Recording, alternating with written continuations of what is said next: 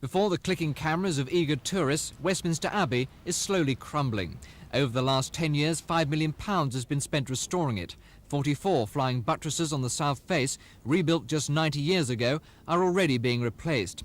The main cause, attack by acid rain, eating into the stone itself. Also under threat, Brompton Oratory, St Paul's and the Houses of Parliament themselves. I'd thought that it was simply a case of German forests and Scandinavian lakes, which is bad enough. But now, having heard all the evidence and seeing what's happening to buildings here in Britain, and also lakes and trees here in Britain, we're very worried indeed.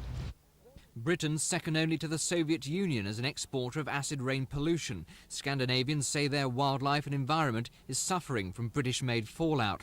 It's caused mainly by sulphur dioxide mixing with rainwater. The main source in Britain, say the committee, is power stations, and they've called on the CEGB to cut the pollution it produces by 60%.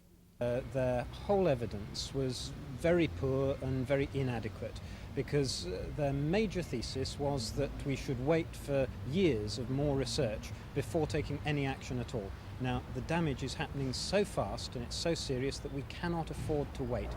I think that their research was limited. They did not have the advantage of the contacts that we have had. They have not seen what we have seen, and now we have collated all this evidence together from a whole range of scientists from over Europe. Then I think they are and will find themselves in an entirely different ballgame.